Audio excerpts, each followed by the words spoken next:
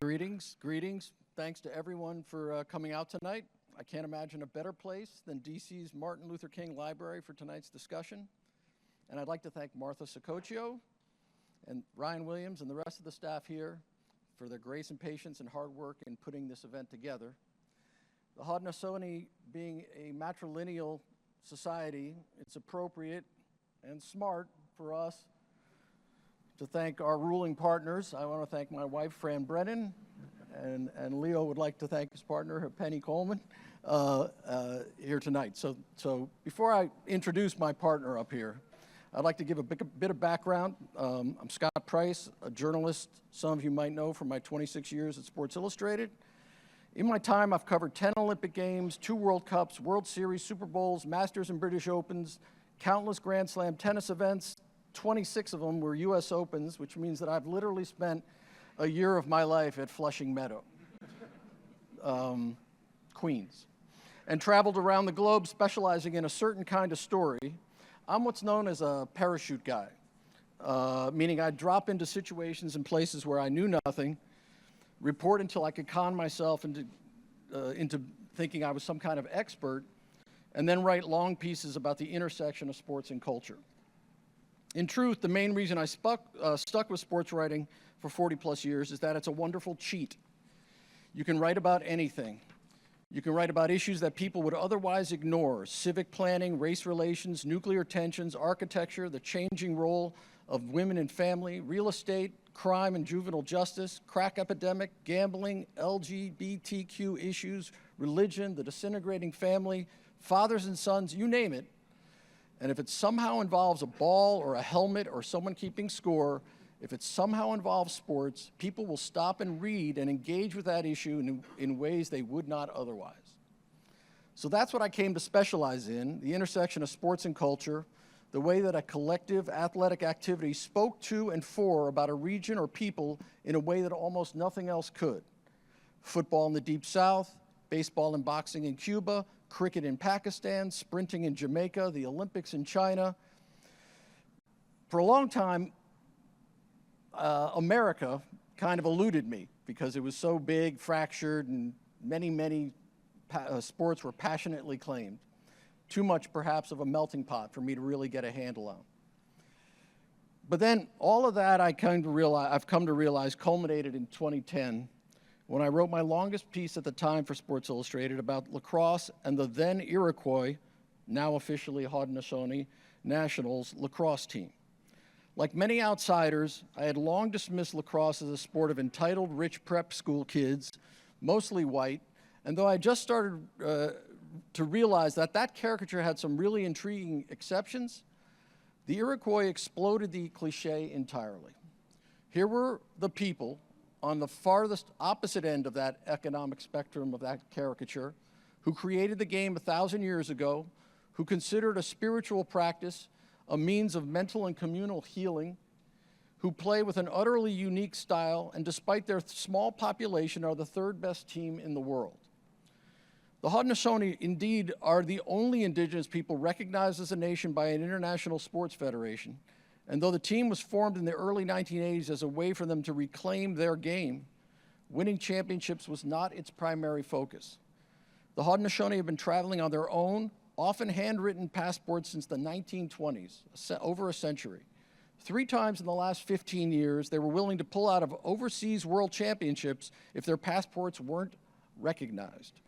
Their lacrosse program was, first and foremost, a vehicle for sovereignty, a stage to revivify treaties with the U.S., one of them dating to 1794 and still honored by an annual payment by the American government of $4,500 worth of muslin, and to restate to the world the common cry of indigenous people across the North American continent: we are still here. That's why when I set out to write 7 years and 370 interviews ago, a critical study of lacrosse and its unique role as a mirror, far more than baseball or football, of American culture, I knew I had to center the Haudenosaunee and their relationship to the game, make it the narrative through line, because no other sport emerged from the very flora and fauna of this continent with sticks made of hickory and the balls of deerskin and feathers, No other sport goes back that far in our history, contains the tangled and bitter collision between Western civilization and First Peoples, and whose very growth serves as a metaphor for appropriation of the land and removal of its original owners.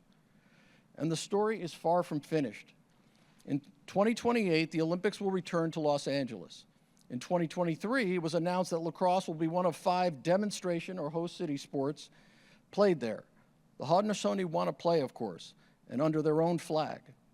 But immediately after, the IOC declared that the Haudenosaunee Nationals would not be able to play. Any Haudenosaunee interested would be welcome instead to try out for the US or Canadian teams.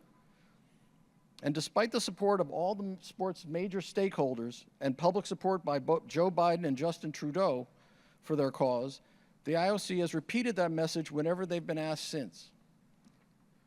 This, to me anyway, seems absurd.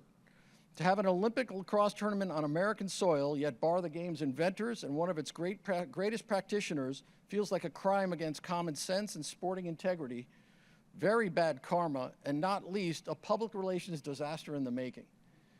But the Haudenosaunee are pushing for a chance to make their case to the IOC, and that brings me to the man up here before you. Leo Nolan is, again, as you know, the chairman of the board of the Haudenosaunee Nationals. This is an organization that was founded in 1983 by Oren Lyons and Wes Patterson, Tuscarora stickmaker. And Oren Lyons is a very famous Native American activist of the last 50 years. He was a teammate of Jim Brown's at Syracuse. And Leo himself was part of that pipeline of Native American talent playing at Syracuse University. And then after that, Leo came down and worked for began a decades-long career here in D.C., what Oren calls the belly of the beast, in Native American, and his career in Native American education and health issues for the Departments of Health, Education, and Welfare, Bureau of Indian Affairs, and the Indian Health Service. And I cannot tell you how honored I am, especially during Native American Heritage Month, to share this stage with him. Please again welcome Leo Nolan. I have the utmost respect for this man, and he just barreled through traffic to get here. So, Leo, if you want to say some words. Sego, Nuahaskeno. Leo Nolan, Mohawk, from Akwesasne. As Scott said, we matrilineal, and we follow our mother's nation and clan. My mother was Akwesasne Mohawk, and she was Wolf Clan, so I'm Wolf Clan, and my boys are Wolf Clan also. I was able to get them through a mechanism unknown to others, get them enrolled, even though their mom was an Indian, but it's kind of a complicated situation sometimes, but so be it. And it's great to be here and to answer any kind of questions you may have about us. And please, don't be afraid to answer questions that you may think are a little pedestrian, like, do we still live in teepees, that kind of stuff. That's all right.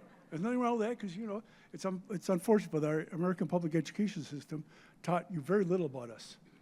Oftentimes I realize people don't even know we still exist. Well-educated people, I might say. But we have a lot of advocates out there, a lot of folks are really interested in us being part of the Olympic dream. For every young athlete, that's a real dream. However, we got to qualify.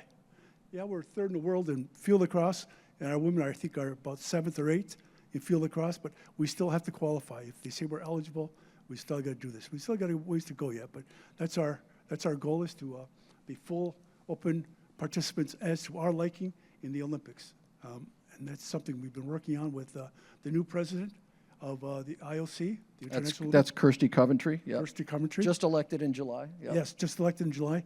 First woman IOC president, first time ever. And the first time ever, sort of like the Pope, when the Pope is announced, how they go through ballot after ballot? She won on the first ballot, which never happened before. So she must have something going for her, Of the 8 medals that Zimbabwe, that's where she's from, of the 8 medals Zimbabwe has won in the Olympics, she's won 7 of them. Which isn't bad. So she knows what she's doing. So we're really looking forward to, we're sending her information so we can kind of correct what we believe is some hiccups in the IOC. If you know IOC, they're pretty bureaucratic, like any organization might be, but they have ways of making things happen. There are other communities, as you know, playing in the Olympics that aren't technically countries. Puerto Rico, Samoa. There's a few others like that. There's about half a dozen are like that. We're not disparaging their eligibility because they were in the Olympics prior to the change in the charter in 1996 that said you had to have a National Olympic Committee to be in the Olympics, which we don't have. But we're working towards that goal of getting a National Olympic Committee. But in the meantime, we'll keep pushing forward and trying to figure out a way with the IOC how we can become eligible for our full and complete participation, both our men and our women. The game has changed for the Olympics. The Olympics only allow 10,500 athletes at the Summer Olympics. So any team sports go in, something's got to come out. And so these 5 demonstration sports that Scott mentioned are being looked at very carefully. Cricket, obviously, is probably one of the biggest worldwide sports ever. You know, there's well over 1 billion followers of cricket. And even though we don't cricket is one of the 5 sports at the 2028 Olympics. Squash is one of the 5 sports. Flag football. The NFL has put money into demonstrating that flag football should be played. It's becoming more and more popular. At the World Games in 2022 in Birmingham, which is a precursor to the Olympics, is played every year just before the Olympics is about to go off, or the year before the Olympics was supposed to go off, 2022. They had to move it up, but because of COVID. But in that World Games in Birmingham, that's when we were able to demonstrate this new modern model of lacrosse. It's 6-on-6. So in other words, fewer teammates. Typically, you'd have 10-on-10. Typically, you would have 25 men, 25 women playing the field lacrosse. But for the Olympics, to satisfy their concerns about the number of people who can be at the Olympics, we've modified the game to a 6-on-6. So it's sort of a combination between field lacrosse and box lacrosse. If you've ever seen box lacrosse played in, in a hockey arena, it's kind of a combination of that. A little bit smaller of a field. Again, 6 players, 5 runners, 1 goalie, but only 12 men and only 12 women per team, per country. So right now we're looking at maybe 8 countries, 8 men, 8 women countries, but teams, and hopefully that'll work out to everyone's advantage and really showcase what a great sport this is. Okay, Leo, let me ask you. Just let's. I think a lot of people don't understand the game, and of course the Haudenosaunee connection. Let's go back to basics for a second. You grew up a Mohawk in Onondaga Nation, right? You were born in Akwesasne, which Akwesasne flanks what we call the border between the U.S. and Canada. The Haudenosaunee do not recognize that border, correct? Right. We have it's called the Jay Treaty, which allowed for us to travel across the Canadian border back and forth. Most of our community, Haudenosaunee community members, live in Canada, Quebec and Ontario. We only have 7 territories in upstate New York. All the other 10, well, there's one in Oklahoma, Seneca Huguets, but also the Oneidas of Wisconsin, but all the rest are in Canada. So we have this, my sister lives in Canada, even though she was born in the United States. She gave up her U.S. citizenship so she could become a First Nations person on the Canadian side. So her enrollment is a little bit different than mine.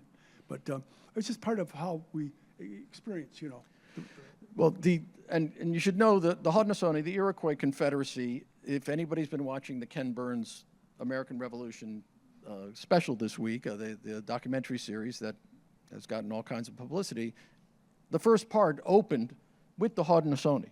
It was because Ben Franklin, in the 1754, I think, used the Haudenosaunee Confederacy, which is the oldest democracy on the continent, and is composed of 6 nations that are allied, very different. They don't all agree on everything, but they're a confederacy.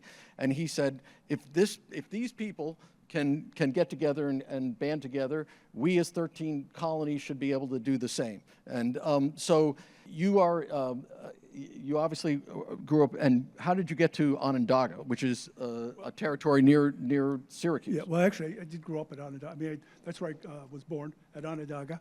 I was born there. Okay. But my mother met my father at an event, and that's how they got together. My mother went to an Indian boarding school when she was 7 years old, Thomas Indian Boarding School at the Cattaraugus Reservation.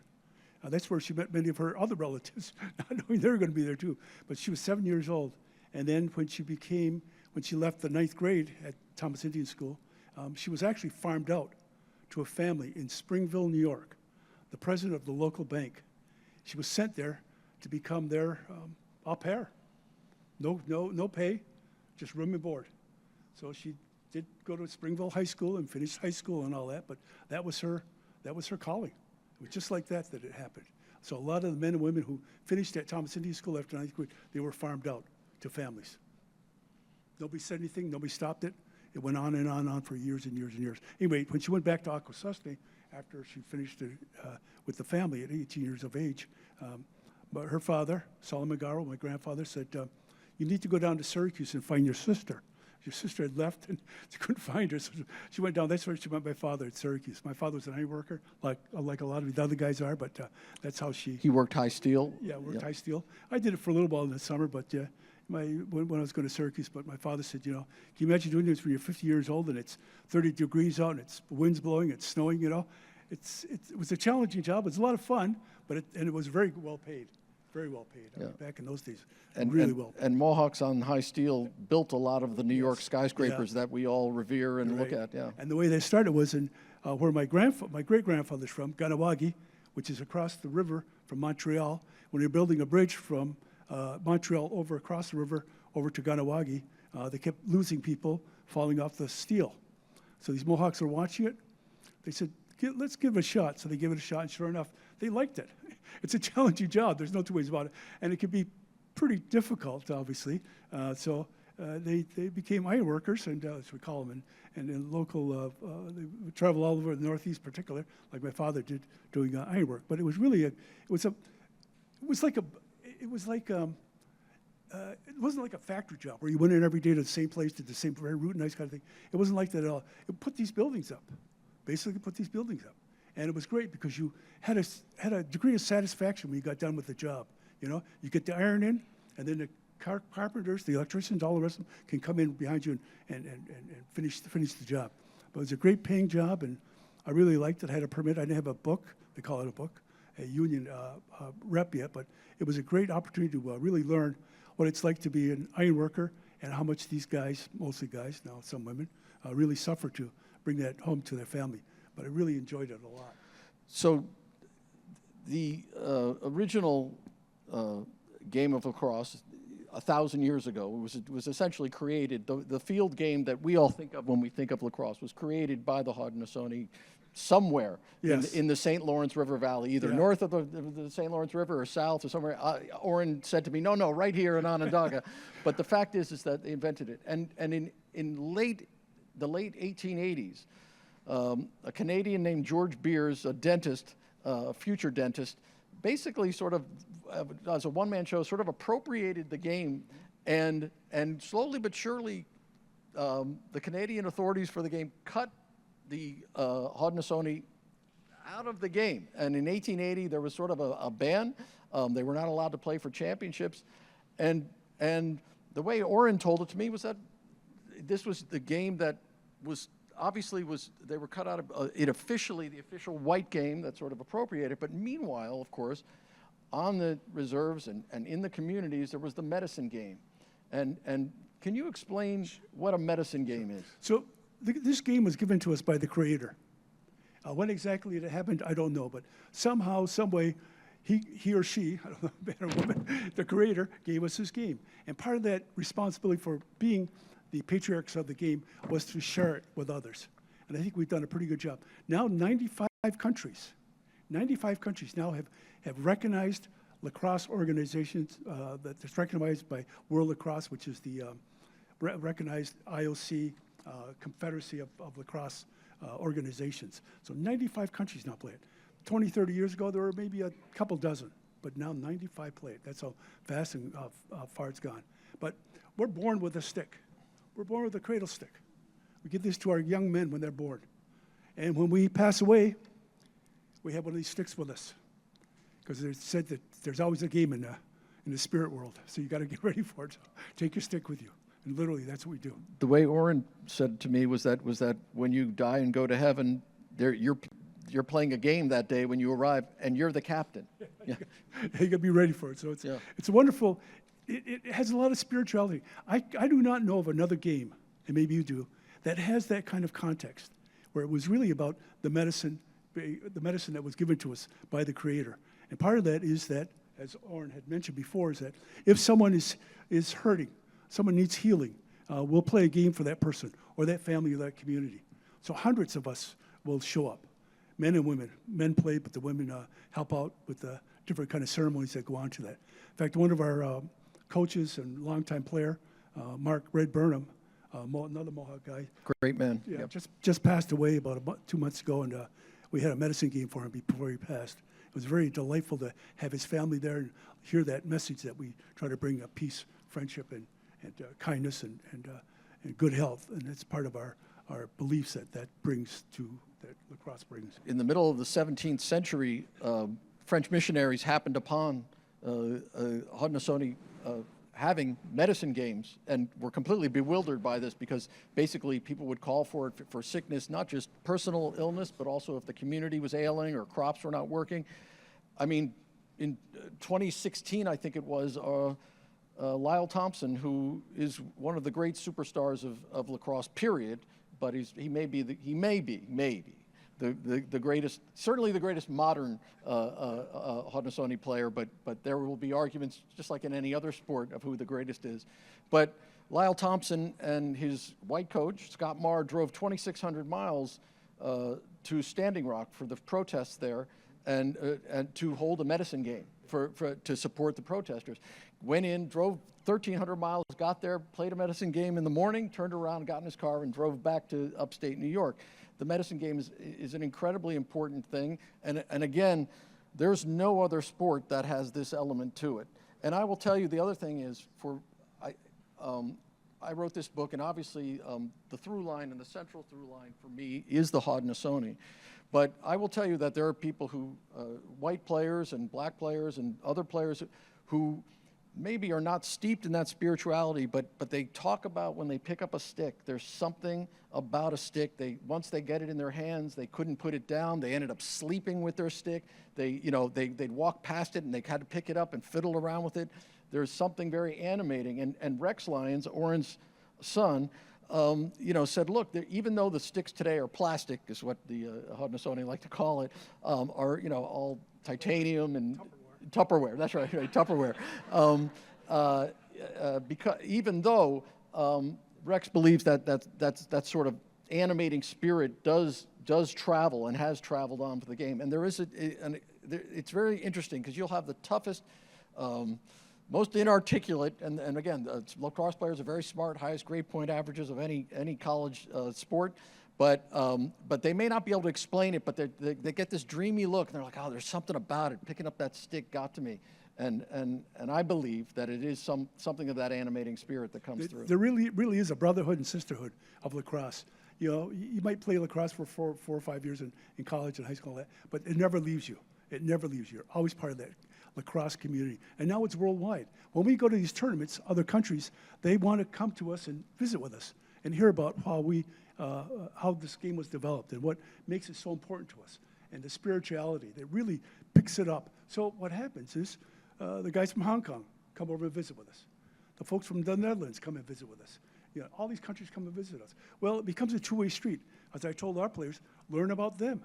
Learn about the Netherlands, learn about China, learn about these other countries that you'll probably never get to go to, but at least you're here sitting there with these folks who have taken up our sport, our game, and made it their own. And it's really a delight to have that kind of interaction and such. And these are our future leaders, both other countries and ours. So it's important for us to understand that that's really something that we need to continue. We'll continue. You had a question?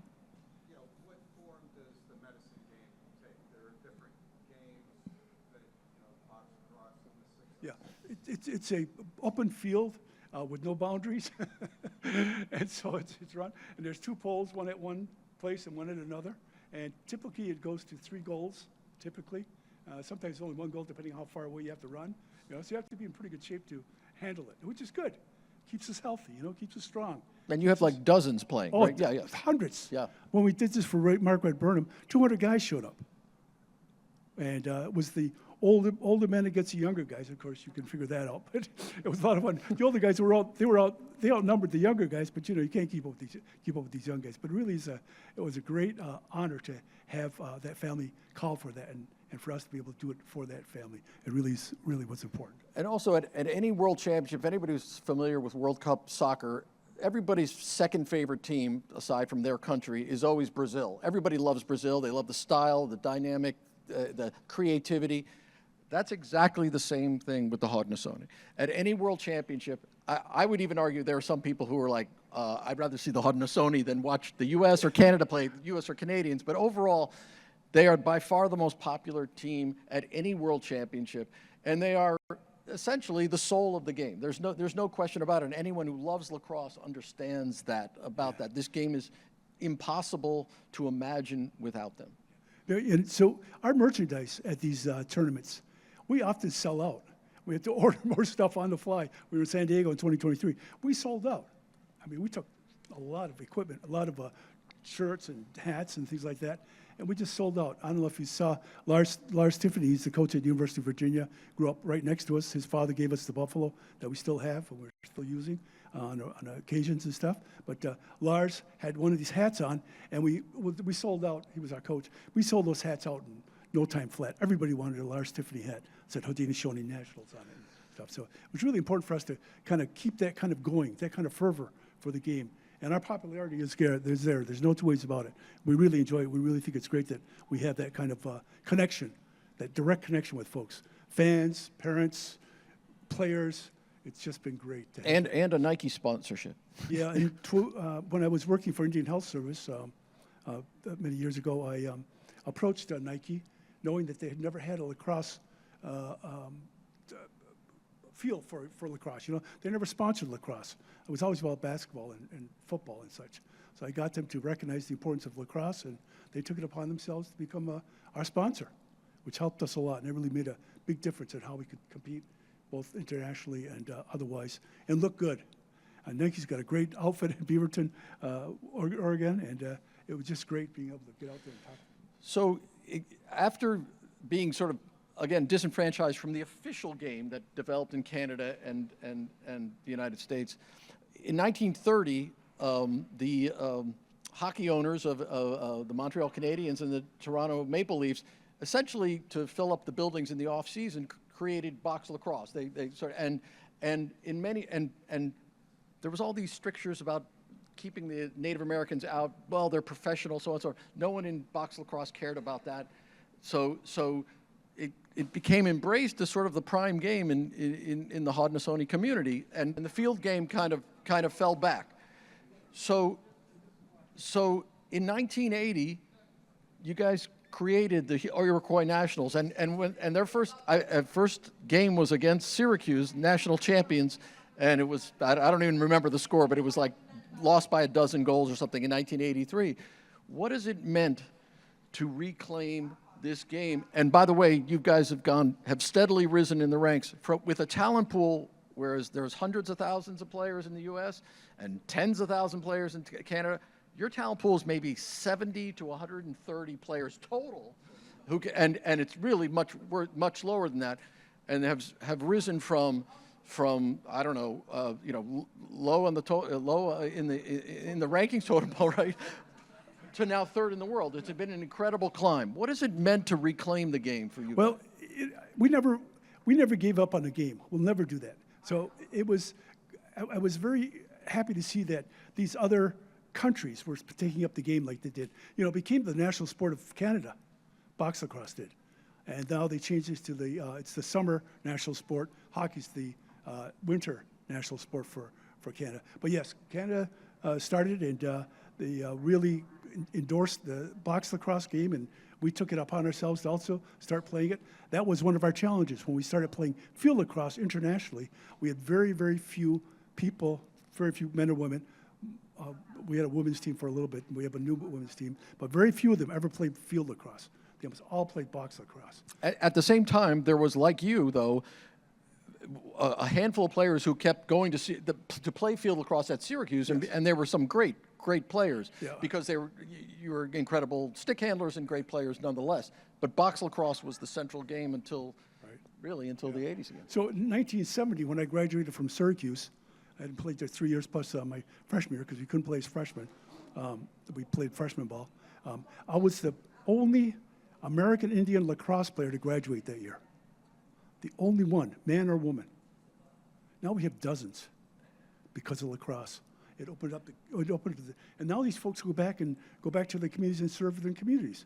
They become economists, CPAs, all these other kinds of things that typically we depended on the non-native to take care of for us. Now our people are taking care of it. And it's really been a real gesture towards what education means. For a lot of our elders, education was a form of discrimination, a way to keep us from becoming, or keep us from being Indian, so to speak. There was a lot of concerns about that. So if you went to college, you'd end up a white man. You wouldn't be able to come back and help us. And that's changed dramatically. And now. that was the tradition of the boarding school, like that your family lived, which was that boarding school tried to destroy Native American identity. Absolutely. Yeah. And my mother was not allowed to speak Mohawk.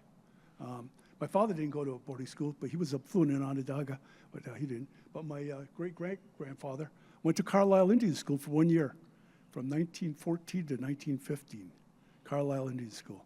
And from what I hear, he didn't really appreciate how I was being treated there. He said, see you later, alligator, and he left. And he went, we're pretty staunch, but we're pretty staunch supporters, at least at Onondaga we are. We're a traditional way of doing business. We have a clan system. Like I said, Mohawks, we all have clans, but especially at Onondaga, really take this to heart. Our community leaders are chosen by the clan mothers. So a clan mother for the Snipe clan, my father's great aunt, Aunt Rebecca Smith, made him chief of the Snipe clan because he knew the ceremonies, he knew the songs, he knew what it was about to be a chief. Now, if the chief of that particular clan screws up, does bad things, he can be taken away, his horns can be taken away from dehorned by the clan mother if she feels he's not doing right by the clan. And so it's kind of an interesting situation. When we have council meetings at Onondaga, the men sit on one side and the women sit on the other side. They never say anything, but they watch over how the men act in that council. And if they find them not to be acting, they get chastised, which is good. It keeps them on their toes, As long as you're a good faith keeper, a good chief, you can stay forever. We have some chiefs been chiefs for 40, 50 years, as long as they maintain themselves and do the right thing for the community and such, So in 2019, Lyle Thompson has braids, and he was playing in Philadelphia at a game, and the announcer during the game, he played for the game team in Georgia, and the announcer, the Philadelphia PA announcer, said, "Let's snip that braid." And it was an incredibly offensive thing to say. The announcer was fired. And of course, what people didn't understand, what white people mostly don't understand, but the boarding school controversy has come up, and you've lived this, is that at these boarding schools, part of destroying Native identity was cutting off people's braids, chopping their hair, making it look Western and quote-unquote civilized. Yeah. And There's a lot of pictures of when the Indians first, say, go to Carlisle, they look like Indians, you know what I mean? They're dressed like Indians in older days. And when there's other pictures of them in uniforms, and you're right, their hair is all cut off.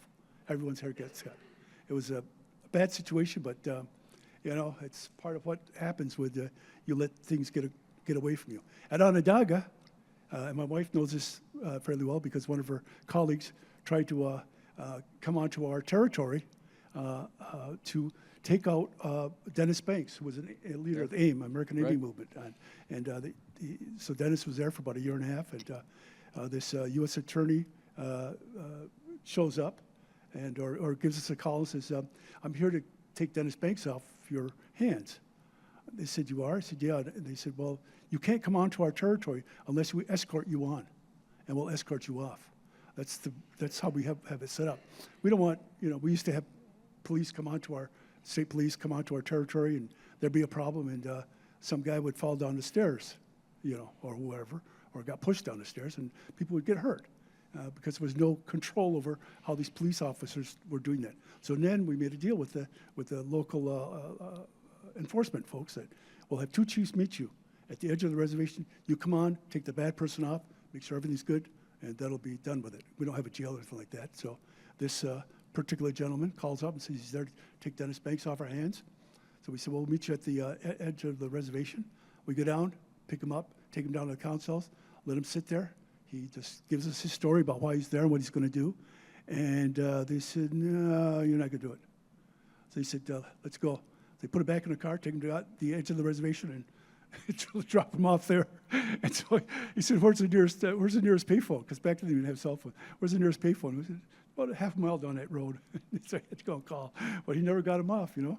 But Dennis left voluntarily, you know, about a year and a half later. But it was that kind of standing up to your sovereignty. They tried to draft our guys in World War II and Korea and Vietnam, you know. Some of our guys went in reluctantly. Some didn't. Some said, we don't want to be drafted. Or can the U.S. government really force us to be drafted? And so we called up the U.S. Draft Board people from D.C., invited them up to the Onondaga Nation to sit down and talk with us about it. And we told them the date we wanted them to be there. It was a Sunday. It happened to be Mother's Day. So these guys were kind of complaining, well, we got to go up there, it's Mother's Day. So when they go up to Onondaga, you know, they said, you know, you realize, of course, you know, he's telling the Indians, he said, you realize today's Mother's Day? And we said to him, every day's Mother's Day for us. And they said, oh, okay, so you really are serious about this female kind of dominance you have, or dominating, which is, you know, that's your own problem. And you have to understand, Onondaga does not pay U.S. taxes. They do not take part in the census. They do not have gambling because they don't want any kind of state oversight. They take this incredibly seriously, and it all goes back again to the treaties, which by definition are between two countries, not some, you know. And so there's this real feeling that we are a people. We've never, and my understanding is the Haudenosaunee have never been conquered by a U.S. Army, never gave in, and so I want to just get to the Olympic quest now. Why is this so important for the Haudenosaunee? Well, since we contributed this game to the world, and the Olympics is about seeing the best athletes, right, in the sport that you're going to watch. I mean, that's why pro basketball players now play basketball in the Olympics, right? You want to see the very best of that sport's athletes. We have some of the best. You know, why would you exclude some of the best players from our? And we have treaties, like you said. We have treaties with other countries. We have a two-world wampum with the Netherlands. 1613 was our first treaty. We had the 1794 treaty with Canandaigua that I actually saw the real treaty signed by George Washington. It's here at the archives, National Archives.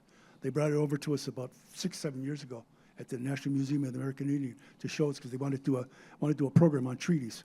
And that was one of the first ones they wanted to show was that 1794 treaty. 50 our chiefs on one side of the treaty box had all their signatures or the X's or whatever. Blacksnake, Handsome Lake, there was a whole slew of these people I've heard about on one side. And on the other side, this big George Washington signature and Thomas Pickering and 4 other gentlemen from the United States that signed that. And again, this is the treaty that provides $4,500 worth of muslin. And I was told that I know the U.S. government maybe in the 50s said, well, let's just pay the whole thing off and let's enough of this treaty. And the Haudenosaunee said, no. You are paying us that muslin every year. It arrives by a FedEx truck or UPS. It's divided up. Sometimes it's a lot, sometimes a little. And people have taken the treaty cloth and made shirts out of it. And Ainsley Jemison got married in his treaty shirt. It's a living document for the Haudenosaunee and a verification that you are sovereign. That's right. Yeah. It really does reflect that. I think some of the presidents have really endorsed it. Some kind of reluctantly, but we forced them to endorse this treaty, you know, that you made with us. There were 800 treaties were signed. 800 treaties were signed by U.S. officials and Indian nations throughout history, up until the treaty stopped in about 1870, 1871. 800 treaties. 380 of those were ratified by the Senate. But that's the U.S. problem. That's not our problem. You came out, we agreed, we signed, we're good to go. You know, well, they're saying, well, the ones that weren't ratified, you know, can't be considered to be used then. And we said, well, no, we had these treaties here. We have a signed treaty by one of your representatives, and that's how it's kind of functioned since it. But we don't, at Onondaga, we don't take any federal money. Do not take any federal money. We never have, and I don't think we ever will. Tonawanda, Seneca, same way. They don't take any. And Tuscarora, same way, Tuscarora Nation. So at least 3 of the 574 Indian nations, recognized Indian nations in this country, that don't take federal money. I think we're the only 3. But it's a good way of keeping yourself from being corrupted and or utilized in a different way than you may want. You know, there's a lot of things that happen with money that is difficult to control, and so we're we're very pleased that we're able So, to maintain. in 2016, the Obama administration actually had sort of a recertification, or just a ceremony to confirm the treaty once again, bring it, and gave out the muslin. And of course, just before leaving office, twice in 2023, and then just the weekend before leaving office in 2024, Joe Biden came out in support of the Haudenosaunee playing at the Olympics under their own flag. What would that mean to have the Haudenosaunee be in Los Angeles playing in the Olympics under their own flag? Well, I think it'll be a real testament to the resiliency and the ability to make things happen outside of the world that we typically live in. And it's not just about us as much as it's about indigenous communities around the world. You know, we really stand up for them and what their plight might be and such. And we want to make sure that we have it done in a way that we are appropriately recognized in a fashion that we agree to. And that's going to be really important for our look-see at sovereignty and where we're at and such. So I think it's What do you think the reaction will be? Now I've been covering the Haudenosaunee since 2010, and in 2010, famously, the Haudenosaunee was going to go to a world championship. England was not going to recognize their passports, so instead of going on their U.S. or Canadian passports, they said, we're not playing, and pulled out of a world championship. And that team, you know, was probably the first team that thought, we might be able to win this thing. And instead of playing, pulled out based on principle. You know, what is the meaning of that passport? And when it comes down to it, is there any thought of compromise on your side where you would maybe give a little bit or whatever to play? It's a big platform to have that. I don't know that in Onondaga, I don't know if we had a word for compromise. Yeah. So, you know, I hate to belittle the U.S. government too much or these other organizations, but yeah, we don't know about compromise. We know about negotiations. We know how to be diplomatic. We know how to treat people the right way and, you know, be respectful of their way of doing business. But I think it's important for us to maintain that we are the Onondaga Nation. We're not a tribe. We're the nation. And that's the way we're looked at, and that's the way we're seen, and that's the way we're viewed, and we want to continue that. And bringing these other indigenous communities along with us on that parade towards the Olympics, I think is really important. I think it stands for a lot of reasons why, you know, the Olympics should include us if it's appropriate and such, and we can find a pathway that'll make that happen. World Lacrosse, our parent organization, that's the recognized sports federation by IOC, is working very closely with us, World Lacrosse is, because they know that the reason lacrosse got into the Olympics in the first place was because we had a little bit of a history in 1904 and 1908 in those Olympics, and had played there as members of other teams. So we had others. And we had other teams go over to Europe in the late 1870s and 1880s. We played before Queen Victoria. Mohawks played against one of their clubs there in England. So we already have some international standing, I would guess, to be seen. 40 countries have recognized and used our passports, and let us use our passports without any equivocation at all. Including Israel in 2018, which is not an easy place to get into. And I want to say this, so prior to 2020, there was some friction with you and World Lacrosse, and there was, for these World Games in Birmingham, at first the Haudenosaunee were left out, and there was a big uproar in the sport. Joe Tsai, Paul Rabel, other people came forward who were, you know, not Haudenosaunee in support of it. There was a big social media uproar, and they backed down. The Olympics pays attention to these things, which is kind of strange that they have taken this stance and let the game in, but that's another thing. But what was really one of the great stories in sports, completely undercovered, was World Lacrosse backs down, the World Games backs down and says, okay, the Haudenosaunee can play. But by that time, the teams had been chosen for the World Games, and somebody had to pull out in favor of the Haudenosaunee to let them play. And Ireland, who was ranked, I think, 11th at the time, before even being asked, basically volunteered and said, you know what, we shouldn't be here, the Haudenosaunee should be here, we're pulling out. And I can tell you as a sports writer, for athletes to pull out of a major competition, athletes are necessarily selfish. They only have one shot maybe to play in this great competition. But the Irish players and the administration said, no, this is not right, and we're not going to do it, and we are going to cede our place to the Haudenosaunee. It was an extraordinary gesture, and it really is a measure of, even though there was that tension, I think that you do have great support within the game at this point for this Olympic push. So we have a really close relationship with the Irish folks. During the famine of 1847, or thereabouts, the Indians in the Oklahoma Indian Territory, wasn't a state yet, didn't become a state till 1907, but those Indians living there, one of the Indian agents that was there was from Ireland.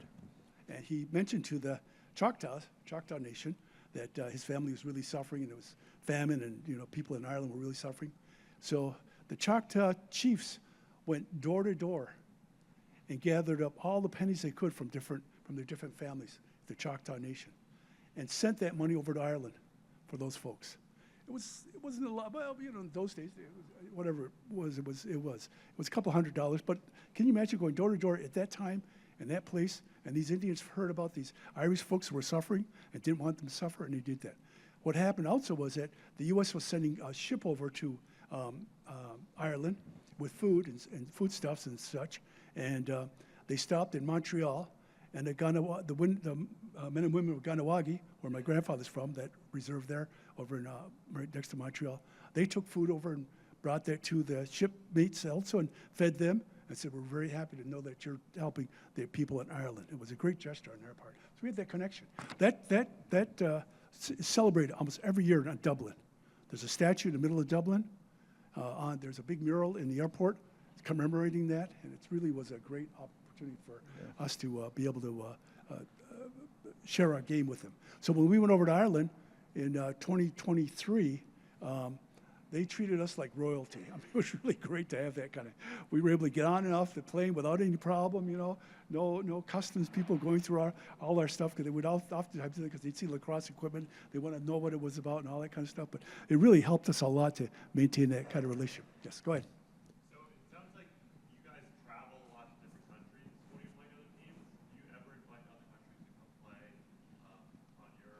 Absolutely. In 2015, we hosted the World Box Lacrosse Championships. We're the first time an Indian nation did a world tournament of that nature. And built an extraordinary facility there for this. Beautiful. Yeah. And Syracuse University allowed us to use the dome for the championship game that Sunday. But it was interesting because the night before, Syracuse football was playing in the dome, and they were playing LSU. And my wife goes to one of the restaurants with me, and she goes to use the ladies' room, I guess, and these women see her and say, "Oh, you're here for the LSU Syracuse game." I said, "No, I'm here for the Haudenosaunee and USA games." And what is that? Well, and the amazing thing that is not talked about is you guys had a passport control, and at Onondaga, and all the teams, including the USA, all the teams except one, happily got their passports stamped by Onondaga as a sign of respect. The only team that didn't and refused was Canada. But some of their players backdoored them. The Canadian players? Yeah, a couple of them came in and said, "We want that stamp." And they finally got that. But their officials didn't want them to do it. Absolutely. Yeah, and there was sort of a feeling that the Canadian government was kind of stomping on it. I got to ask you, Leo, because in my time covering it, no one has ever won a public relations battle against the Haudenosaunee. You guys have won every single time. The sympathy is for your cause is widespread and deep. What do you think the reaction will be if the IOC does not give in, does not change its mind? I don't have a crystal ball. I can't really predict that. But if you can imagine what happened in 2022 when we were kept out of the World Games, Right. and what a social media blitz that was. And it's gotten even bigger now. More and more people are recognizing that we should be in the Olympics and such. So I think it's gonna be a lot of advocates out there touting our eligibility and such. But again, we have to qualify. When we played in the World Games in Birmingham after Ireland pulled back and we were in. We played Japan. It's going to remember now. It's a different venue. It's 6-on-6. The Japanese beat us. And I was, Again, the sixes was a brand new Brand new. How- discipline created just for the Olympics. It's faster, But it's smaller. they lot of running. deserved to beat us because Yeah. we weren't in the kind of shape and quite had the organizational level that they had for that venue. It was great. I mean, not great that they beat us, but it was good for them. You know what I mean? It was good for them to showcase their players and show how this game can be played. And it's so it really took our guys by surprise. That of course it was like 100 degrees on the field, but so was the Japanese guys were on the field at 100 degrees. So it was interesting to be able to have them do that and really congratulate them. It was a good showing on their part. We really encouraged them to keep going in that kind of. All right, so we're getting the high sign here. So do you want to do questions? Questions? Yeah. Does anybody have a question? Do you want to take the microphone? Hold on. Hello. You know that women, it's very popular sport for women. And I have a couple of questions. One, when did Indian women play lacrosse, and do they play lacrosse now?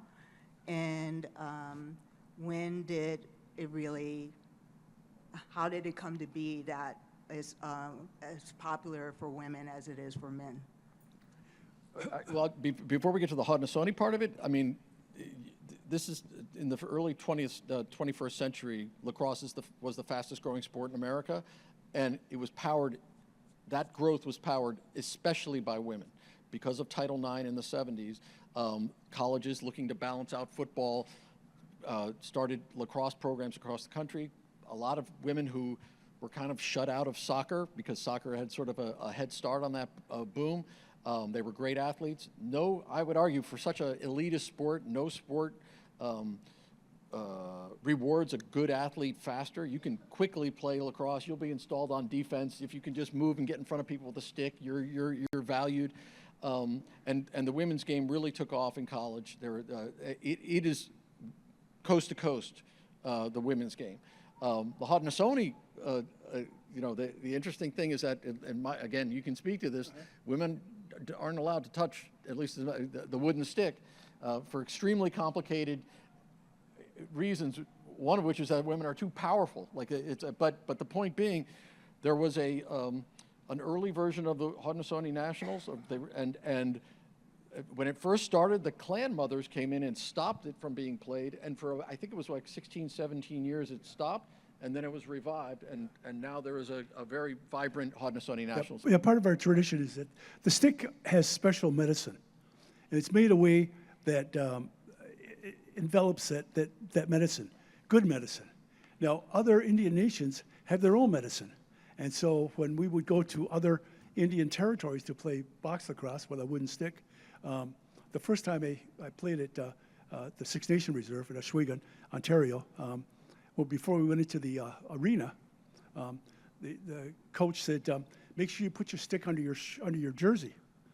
I said, "Why would I have to do this?" Because when we walk out there, there's going to be a hallway that we're going to go through, and all these women from the Six Nations are going to be there, and they all want to touch your stick. They want to break that medicine that you have. And they're going to be real friendly and nice. They're going to laugh and giggle. Oh, they said, "They're going to just love you guys." They want to hold your stick. I said, "Do not let them do that." So we take a medicine, a tobacco medicine, and put it inside our shirt, pin it to our shirts also, because this is to counteract their medicine. So our medicine is stronger than theirs. Well, it's always who's and all that kind of stuff. So what happened was, like Scott was saying, our women team started in the early 80s, and but the clan mothers stopped it. It was a hiatus for about 17 years. Then a new group of women came in and decided that, well, if we play with the wooden, Tupperware. Tupperware stick, it's not a wooden stick. And we agreed, sure, why not? And so that's how it's been going on since then, So we have a new group of women, Claudia Jimison, who's a Cayuga woman. She's done a great job of revitalizing the game and getting our team, like I said, I think we're like 8th in the world now. Before that, we were, getting beat every game, but our women have really changed a lot. But like you said, many of them now go on to college. We have a woman at Notre Dame playing lacrosse. We have a woman at Brandeis playing lacrosse. I think we have a woman at Marquette. We have Syracuse, Albany. Syracuse, Yeah, Albany. yeah. So we have a lot of women that are now Yeah. playing lacrosse, and it's really great for them to be able to do Yeah, that. but the Tupperware is the loophole, That's right? right. Yeah. Absolutely. So there's always ways. There's always ways to manage certain activities. That I mean, Lyle Thompson's family, his mom said, "Yeah, we don't touch the stick. If a stick drops on the ground, someone else has got to pick it up. And even if it was Tupperware, they don't touch it. You know, it's just tradition." You know, some of them really traditionalists, which is cool, Yeah. which is great. Now Yeah. others are a little less traditional, but it helped our community. You know, it makes it good for all of us. Plus the Olympics demanding both equity. So we'll have a women's team and a men's team if we're eligible and can get in there. So it's really important for us to maintain that. But And to your point, one of the reasons I think that this sport reflects the American experience, unlike others like baseball or football, is because of the growth in the women's game. It includes women. It includes Native Americans. It includes a very bitter and long path for African Americans. I mean, and so this sport, it has this sort of prep school reputation, but frankly, it actually, once I drilled down on it, it really expressed a lot of things that are going on in this country in a way that no other sport does. So. in 1957, we had a game at the Onondaga Nation box lacrosse game. We're going to play the Mohawks. Our nation was going to play the Mohawks. The Akwesasne Mohawks. They were going to come down and play a box game on a Sunday. And we invited Jim Brown to play for our team. And for some odd reason, the Mohawks couldn't make it down. Wait, and for anyone who doesn't know, Jim Brown, played for the Cleveland Browns, perhaps the greatest running back in NFL history.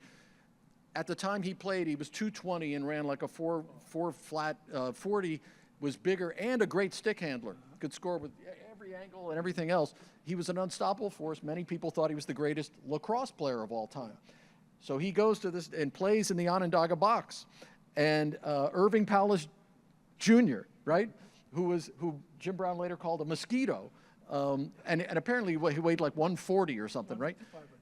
Well, for the story, he weighed like 37 pounds. Yeah, but he hip checks Jim Brown, and Jim Brown didn't realize that he could be hit and went down. And it is legendary. First of all, Irving Powless dined out on that for the rest of his life, but also it's considered the only time Jim Brown left his feet on a lacrosse field. Yeah. It was quite the story. I was at the game, and so You were at that game? Yeah, I was at the I should have interviewed you. I think. Yeah, so I was 8 years old. I met Jim Brown. So literally, Jim Brown shows up in a convertible, red Pontiac convertible. He had just signed with the Cleveland Browns. So this guy's taking a chance. He could ruin his. Because lacrosse is it can be pretty physical. But he wanted to play a box game, so we split the team up. He played on one side and on the other side. Were you playing in the game? No, I wasn't old enough, fortunately. But it was great. But yeah, when he got flipped over, he jumped up like, "What the hell happened to me? Who did that to me?" And he looked at him like he said. And Irving was standing there just smiling and stuff. That's before we wore helmets and stuff in the box lacrosse. But it was a great opportunity for us. He went literally. Jim Brown, while we were waiting for the Mohawks to show up, he literally went around and shook everybody's hand. And there were probably at least 1,000 people at that game. He went and shook everybody's hand right outside. And Jim Brown said, he had problems with the racist coach at Syracuse and so on and so forth. He's a football coach. Roy Simmons Sr., your coach, right? He thought was one of the best men he ever knew, and he played because he loved Roy Simmons and loved lacrosse, and he always said that lacrosse was by far his favorite sport because unlike football where practice was boring and grim, he said when you practiced lacrosse, you played lacrosse, and he just loved the game. And there were games at Syracuse that they had to change the time of the game to either early in the morning or earlier in the morning or later in the day because Jim Brown would probably have a track meet he'd have to participate in. So he was a four Letterman athlete at Syracuse besides lacrosse, football, basketball, and track and field. But oftentimes that would happen. He'd run back to the field house and put on his lacrosse uniform. Sometimes he'd have just throw the jersey over his track uniform. But it was a great experience. And he went to Syracuse to play lacrosse, not to play football. He was a walk-on in football. Yeah. That's how difficult it was back in those days. Yeah. And the coach at the time, the head coach was not Schwarzwalder. wasn't a big fan of his, but you got to know him, and Jim knew his own game and stuff, and became, as you said, a real running back kind of guy. Well, we invited Jim Brown back again in 2015, And he Yeah, came back. he came for the, He came for that World Lacrosse, Box Lacrosse Championship. It and was the great. Buffalo herd that Lars Tiffany's father gave you or helped start your herd, that Buffalo herd provided some of the meal for that Oh, yeah. opening night dinner. Yeah, we, in the early 1970s, Lars Tiffany, who was coaching at University of Virginia, his father had they had a farm right near Onondaga, Buffalo, and he was using that he had a couple restaurants in the East Coast here. He'd use that for the meals, and he decided that he wanted to give the nation, the Onondaga Nation, some buffalo. So my father was a chief of the Snipe clan at that time. The Tadadaho was Leon Shenandoah, Orrin, and Paulus Sr. and others. Went to visit with Lars's father and Brad Tiffany, and Brad said, I'll give you at least a dozen as long as you return them to me when you get done. So he made a treaty with him. We had a symbolic treaty with him. Yeah, and it's a about beautiful piece of art by Orrin. Yeah. Orrin put it together, and it was a treaty that showing him giving us the buffalo and us hopefully someday returning them. And we tried a couple times to return them, but it hasn't worked out real well. But instead of that, Brad Tiffany's, the old man said, send them to other Indian nations that want buffalo. Don't give back to me, which is a real gesture on Yeah. his part. But now, geez, the herd's probably, I don't know, 60, 70 head of bison up on top of this part of the reserve that we come from. But And during COVID, it was used to help feed not just your nation, but other right, nations. that's Yeah. right. And for the 2015 tournament, we slaughtered 4 buffalo and served it to all the country teams that were there, and it was a great opportunity for them. First time many of them ever had buffalo, didn't even know what it was, but they really liked it. It was a great opportunity for us to share that meal with them in that kind of way. Thank you so much for coming. Appreciate it. The traffic down here was hellish, so thank you. Yes. Thanks so much.